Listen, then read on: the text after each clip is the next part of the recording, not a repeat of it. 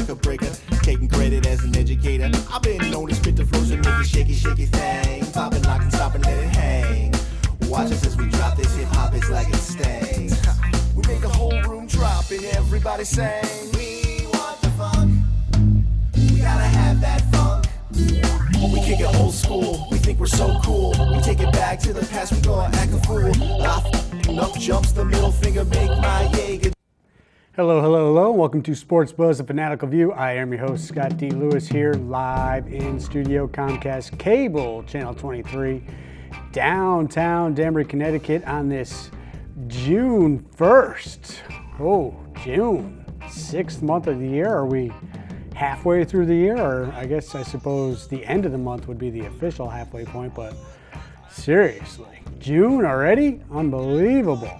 But yes, we are in June, May. I think we could all just say goodbye to May because that was about as miserable a weather month. Spring, hashtag overrated.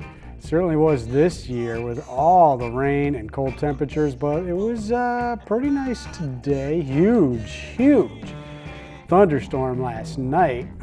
Tornado watch even in the area, but we all survived and we are here. Live in studio until 7 o'clock. If you want to call in, 203-792-4101 is the number. Again, I am solo, flying solo by myself as my right-hand man, Bob Rowe Jr. is starting to get the hang of this director thing, I think, a little bit. And then he shows up today and we got all these brand new equipment. What do we think? Widescreen, HD cameras. We have stepped up our game here at Comcast, so I don't know. I kind of think I look good in HD. I was a little worried I might need some makeup or something, but I don't know. I think I look pretty good. All right, set certainly looks good. A little bit wider shot for you, so that's nice. Anyways, all right, so we are here for a half hour. If you want to give a call, like I said, 203-792-4101. Bob's show, Spotlight on, Tuesday nights at 9 and Wednesdays at 12. You can check out what he has. Of course, his lovely wife, Jolene, and Bob have opened up JM Collectibles over there in Stony Hill, Bethel, Connecticut, on Old Hollyville Road. And they are open, so go check them out. Handed me a nice business card. Looks good. Die-cast models, sports cards, kids' jewelries, toys. Looks good. You can't really see it on the show, but nice little card they gave me. All right, we do have to mention also, we'll say that the production assistant extraordinaire, Connor Faco, is here. No Jenna this week. She's been doing a bang-up job for us recently. But Connor is here tonight with his Boy Scouts of America Troop 33 uniform on, looking sharp. Westerners Celebrity Breakfast. We've been talking about it for a couple months now. And next week, so a week from tomorrow, Friday morning, June 9th, 7:30 a.m. at the Amber Room in Danbury. Doc Gooden, Dr. K, Dwight Gooden in the house next Friday morning. So we will be there. We'll be filming it, checking it out, and getting the coverage for you. And we'll, of course, be putting together a show with all that for you later in the summer. Is there going to be a Westerners Roundup this year? I should have asked Bob before the show. I wonder if we will be doing that or not. But between Spotlight on, Sports Buzz, you can find it somewhere, I'm sure. All right, I want to catch up on some things we missed while we were gone. We were off last week. I hope you all tuned in to Time Out with Kevin Gallagher the last couple weeks, though. While we were off, I was doing some guest duty over there, and we were talking about the history of the Great American Race, the Indianapolis 500, which took place this weekend on Sunday. Good race, came right down to the wire. First Japanese driver to win, Takumo Soto for Andretti Racing. He did get the victory, so it was a great day on Sunday. The weather was pretty good, and they crazy wreck last year. Was it last year's winner? Scott Dixon, one of the top racers at least. He took a wild ride. Insane wreck that was about midway through the race, but nobody got seriously hurt, thankfully. And Takumo Soto pulls down the hardware and gets to drink the milk at the Indianapolis 500 this weekend. So Andretti Racing, they get their victory. That was good for them. Preakness was a couple of weeks ago. We missed that. Always Dreaming did finish 8th, so there will be no Triple Crown. The finishing eighth is a little deceptive because he was in the lead coming around the final turn, and then he faded big time as Classic Empire passed him, and it looked like Classic Empire, one of the favorites in the Derby and then also in the Preakness, was going to get the win, but no. Cloud Computing chased him down in the final home stretch, nipped him at the line. Cloud Computing comes away with the victory in Pimlico at the Preakness. My sister was actually there that day. They had a great time, and it was a good race. Always Dreaming couldn't come up with it. The Brooklyn-owned horse, which would have been great if he had won coming in to the final Belmont for the Triple Crown, if a local horse owner was in the mix there. But I'm sure it'll be a good time next weekend. June 10th, I believe, is the date next weekend for the final leg of the Triple Crown. There will be no Triple Crown winner this year, but still some exciting races. Cloud Computing getting it done over. So Classic Empire, really, one of the top horses, has not been able to come up with a victory yet. Will he be able to next weekend? We will see. French Open has been going on. The biggest news, I guess, partly is who's not here, but also if you look at who is here, and the first time ever that a woman's number one seed, I think it might have been either women or men, number one seed, went out in the first round. Angelique Kerber, who has been struggling this year but still came in as the number one seed, she went down in the first round. So that was the biggest story on the courts. Of course, it's also about who's not here. Serena Williams, pregnant, so she's not here.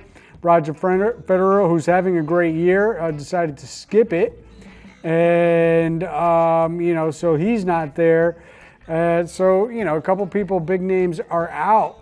But you still have some other ones. Rafael Nadal, is Djokovic. Can he get his act turned around? He's been struggling lately.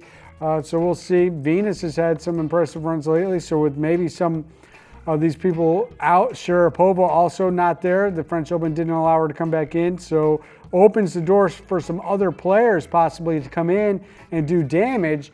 But, we'll see how that goes. But that's the story there. And also, I decided not to bring in the picture. And, as far as this show goes, we have felt for a long time that he has been a non-factor in the sports world, certainly in the golf world, even though the sporting press and the golf community tries to talk about him every time there's a major tournament, even though he has not won a major tournament since his bad day on a different holiday, Thanksgiving, way back in 2008.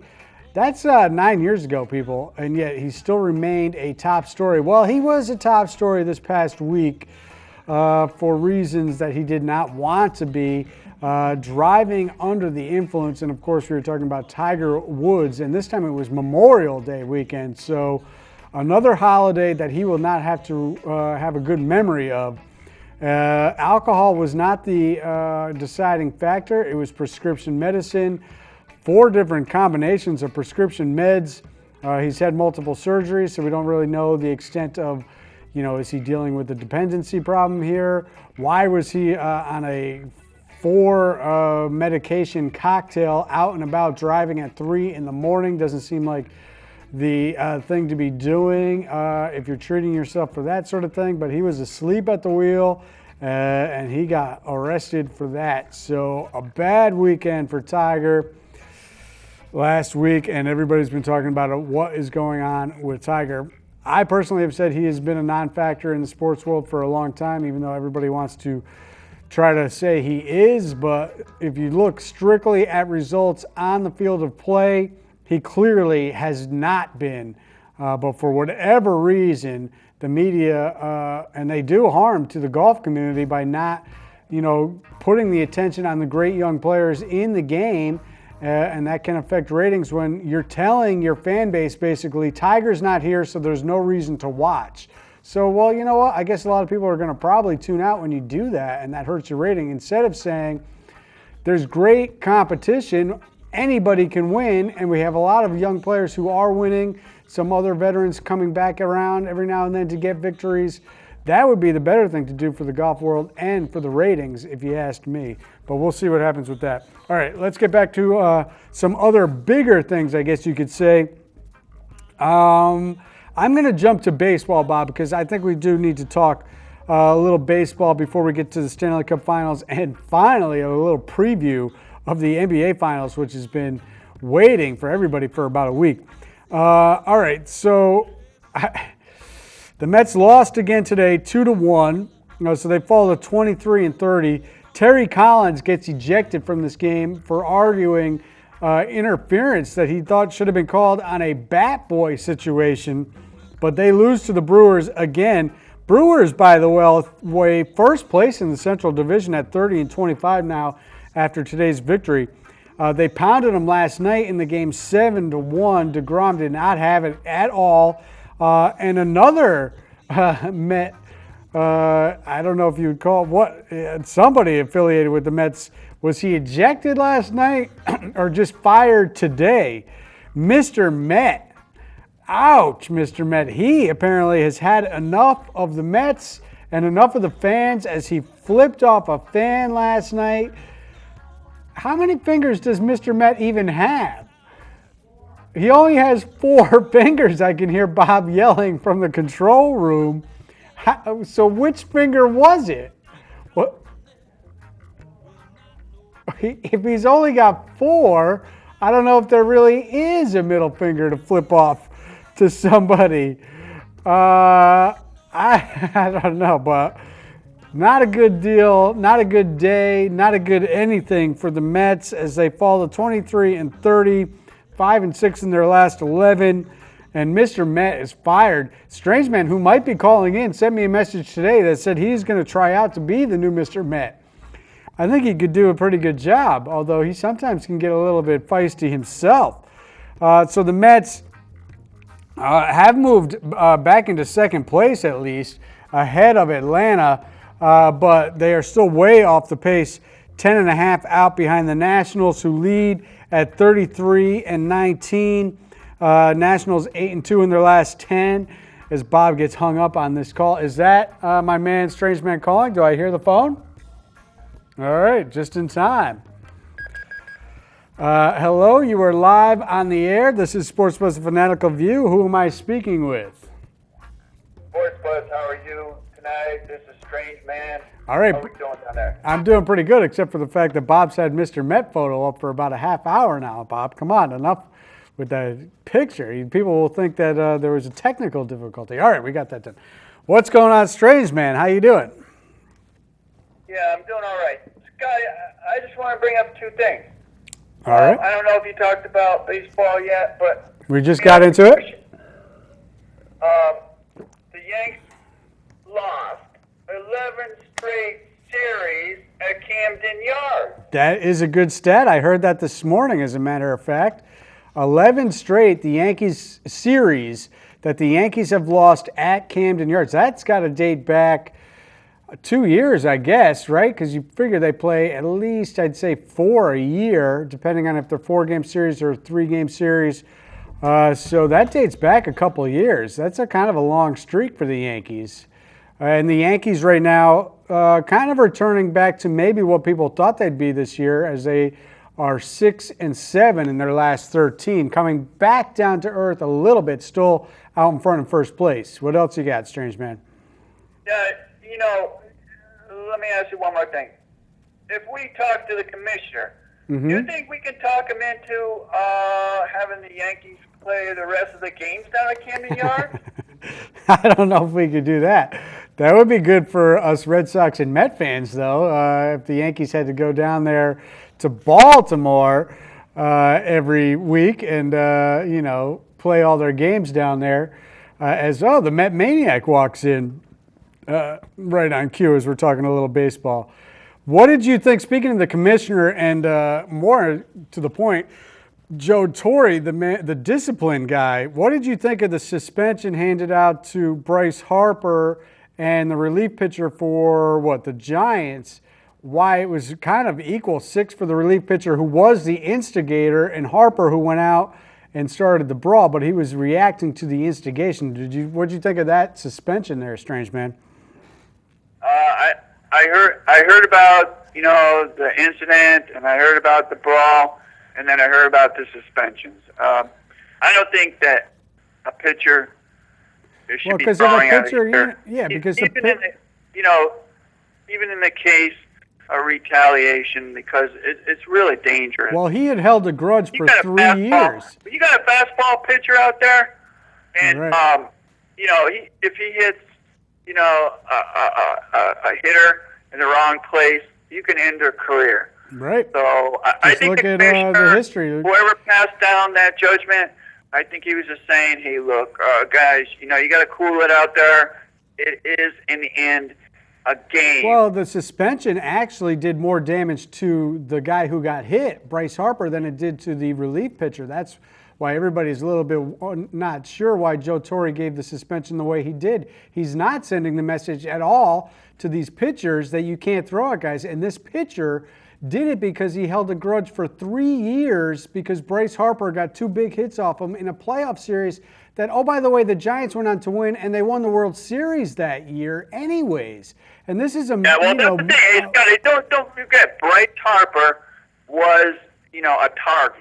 All right? Yeah, that's and true. And he is known as a cocky player. Like you said, you should not be throwing at a hitter just because he got a couple hits. Right. Yeah, that's the thing that I can never figure out.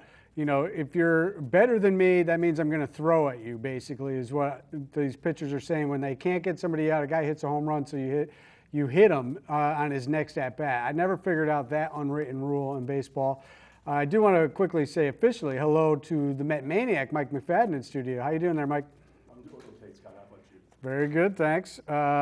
Strangeman, you got anything else? Because we got some other stuff to get to. Two more things. Panda Bear came back last night, and he did really great. Yeah, and you had another interesting stat of the week that you texted me about Chris Sale. You want to give us that one?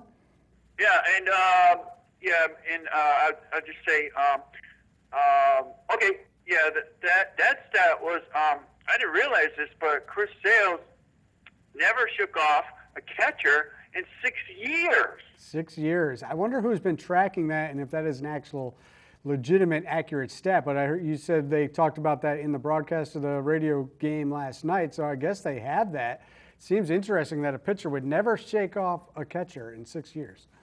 All right, Strangeman. Hey, listen, Scott, I got to go because I got to email the Mets. I got to put in my application for Mr. Met, okay? All right. Well, if you need somebody to back you on that, I'll be your referral. We'll say that you can handle the job. We don't think you'll flip anybody up. All right. Thanks, Strangeman. We'll talk to you next time. All right. Take care. Bye. So we were just talking about this, Mike, before you walked in. There's only 4 fingers Mr. Met has. So which finger was it, and how do you determine if that's actually a middle finger? Maybe we should overturn this fire. Did he officially get fired today? Did we know that? You know what? I hadn't heard about that yet. Or was there speculation? And Terry Collins got ejected today. They lose again to a Brewers team, which is actually in first place, playing well. Central Division's got some interesting things going on with the Cardinals at 25-25. Cubbies, defending champions, struggling at 25-27.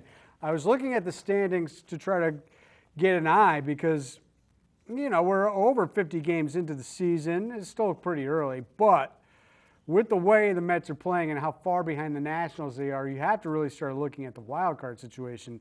And out west, Dodgers at 33-21, Arizona 33-22, Colorado 33-22. So 3 teams right now would be at first place in 2 wild cards out of the West. And that's, 7 games, something up on the Mets that they would have to make up in the loss column at least, 8 games really after today.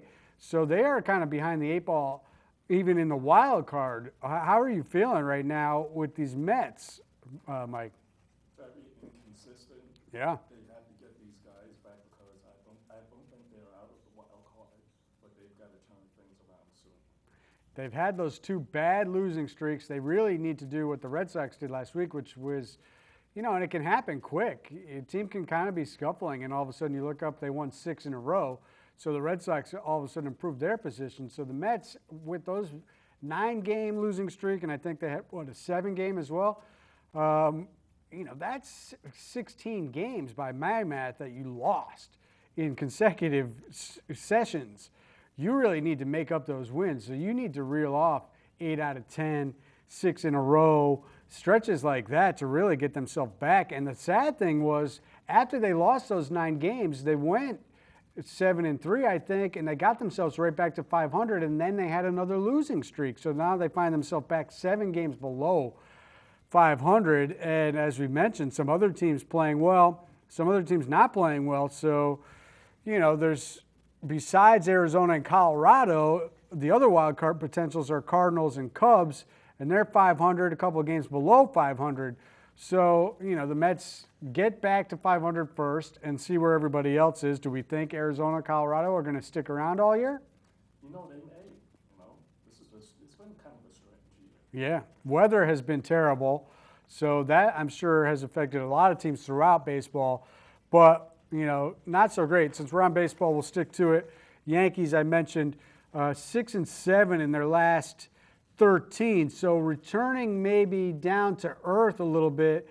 No surprise here, Jacoby Ellsbury out with injury. He was playing very well to start the season and kind of a catalyst, top of the lineup, but of course they got their young guys. But this is the thing that the Yankees have to deal with to some of the older players. Can they stay healthy? And Ellsbury, we know, never stays healthy, so that's a big hole for them. And their starting pitching, which was a question mark to start the season, is starting to show their warts as they're getting lumped up a little bit. And they lost last night 10-4, and Strangeman had that good stat. 11 consecutive series in Baltimore that the Yankees have lost. So they remain in first place, however, at 30-20. Red Sox moving up the ladder at 29-23, 8-2 in their last 10, 6 in a row they won last week. They head to Baltimore for another 4-game series. They've already had one 4-game series against Baltimore. Now they have another. If Bob was in here, he would know every time I get going on the schedule, I cannot stand 4-game series, and why they have multiple 4-game series against the same team early in the year is beyond me. And they've already had a couple of 2-game series. They had a 2-game interleague series against St. Louis. That makes no sense at all. I just can't stand the way they do the lopsided schedule.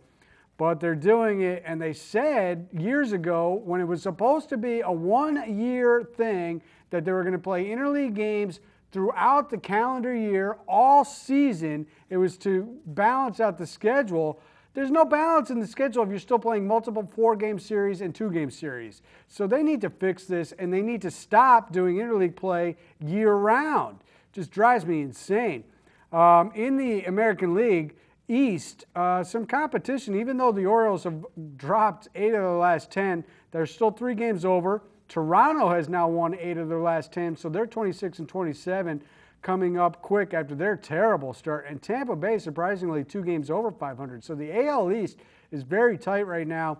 Cleveland and Houston are the other first-place teams, 28-24 for the Tribe, 38-16 for Houston, playing tremendous. The Angels are a 500 team, and they're 11 out. And Trout is out as well. Twins, if you're looking for some wild card action, are the only other team above 500 at 26-23. So that's your baseball story. We got about 5 minutes left. I will touch quickly on the Stanley Cup Finals, which are underway. Tough loss again last night for the Predators, 1-1 after 2, but the Pittsburgh Penguins get 3 quick ones early in the third period, and all of a sudden the Penguins fear the Penguin and fear them going back-to-back, are up 2-0. I don't know, did you see any of that first game, Mike? They scored 5 goals in that game, and they only had about 12 shots on the entire game. Insane that they would win a game like that, and I thought that was a very bad omen for a Nashville team when you only give up that many shots and you lose. They dominated play for long stretches. They were down 3-0. They came back and tied it, and they still lost. They got screwed by the officiating on an overturned goal that would have given them the lead and the momentum in the first period, but they went to review, and they still overturned it on an offside. Interestingly enough, Bettman was defending this offside, which I cannot stand, the delayed go to review offside. I think it's ridiculous that they do it. I think it's completely cheap. If they don't call it live and then play goes on for a minute, 2 minutes later, 3 minutes later, and then somebody scores. When all this action happens, the game is completely affected by change of play. I mean, did they return the clock to that point as well? What do they do there? They never do that. So I just think it's ridiculous that they're allowed to go back and say, well, you know what? I think somebody was offside 10 minutes ago in the game that the refs missed. So let's go back and see if that happened, and let's wipe out that goal. I think it's a joke that they do that. And then when they get the call wrong, even when they look at the replay, it makes it even worse. So Nashville got screwed in game one, but still lost, and now they find themselves down 2-0. But they are heading home. Maybe they can rally. They do have a great team, and they've been on a great run, although they're struggling right now in the finals. Their first time being there ever. NBA Finals preview. What do you think, Mike? It's the trilogy, the three-peat, I guess you'd say, as Cleveland and Golden State meet for the first time ever that two teams meet for the 3 straight years. You got a prediction for us. What do you think? Who do you like in the series? I think Golden State should pull this out. Well, I think so too. I don't like it when a team has as much people behind them as Golden State seems to have, especially when the team they're playing is the defending champion. We cannot forget that Cleveland actually did win last year. Golden State won about 16, maybe 17 or 18 more games this year than Cleveland did, who, remember, was only a 2 seed in the East. And also, it's worth mentioning, even though that Cleveland did win last year, Golden State was up 3-1, and then Draymond Green did the stupid move that he did. I do not think he should have been suspended for that. The NBA wanted some more drama. They suspended him for Game 5. Cleveland came up with it in Golden State, and once that happened, that basically automatically meant there was going to be 7 games because you knew Cleveland was going to go home, win Game 6, and then go back to Golden State for that Game 7, which they pulled out. I still can't believe, and it gets worse as farther we get away from it. All I hear is LeBron James single-handedly brought Cleveland back in those 3 games. Go back and look at the tape. Kyrie Irving made all the winning plays in Game 5 and all the winning plays except for the block on the offensive end, at least he did in Game 7. Kyrie Irving was the difference. He should have been the MVP. But, of course, it's all about Pawn James, Bron. So I think Golden State will get it done. They, of course, added Durant. I think it'll be much like that San Antonio Miami series when San Antonio blew it a couple of years ago and then came back and spanked Miami. I think that could happen this time around as Golden State gets their revenge from last year. We are out of time. We will see you. Take care.